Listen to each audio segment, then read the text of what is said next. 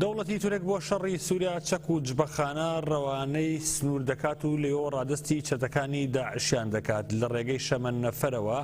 ئەو چەک و تەقەمەنیانە ڕەوانەی دەواازەی سنووری کلس کراوە و ئاژانسی دەنگ و باسی دیجلەی ژوێنەی ئەو چەکانەی بڵاو کردوتەوە.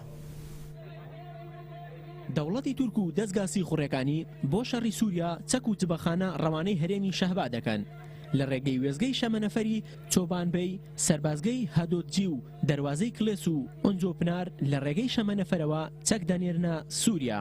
تەواوی ئەو چەکانش کە گەیشتونەتە خەتی عەزاس چۆپانبەی و مارەیی وێنەیان گیراوە. ئەو چەکانە لە ڕێگەی دەستگای سیخوڕی دەوڵەتی تورکەوە بۆ گروپە چەتەکان دەنێرێت، دواتریش ڕادستی چەتەکانی داعش دەکرێت. بەپێی سەرچاوە باڵەکانی دەوڵەتی تورک وڵاتانی ئەوروپا و ئەمریکا چەک و جبەخانە دەنێرن.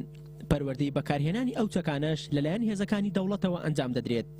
زری پۆشی سەربازی ئەمریکی لە شارۆچکەی مارێ بینراوە. ئەو شوێنانەش لەژێر کۆنتڕۆلی چەتەکانی داعش و دەستگای سیخوڕی دەوڵەتی تورکدایە. دوای ئەوەی سەربازانی ئەمریکی چوونەتە ئەو هەرێمە، دواتر بۆتە جێگەی مشتومڕی گروپە چەتەکان. لەسەر ئەو ناڕەزایەتیانە پێشتر لە عەزاس ئاڵای ئەمریکا سوێندرا بوو، لەلایەکی ترەوە بەرپرسی بەرەی شام ئەبوو وەلید ئەندامی خۆی کۆ کردوێتەوە و لێدوانێکی دا و ڕایگەیاندووە دەبێت هێزەکانی ئەمریکا لە مارێ دەربچن، ئەگەرنا ئەوان لە دژی هێزەکانی ئەمریکا شەڕ ڕادەگەێنن.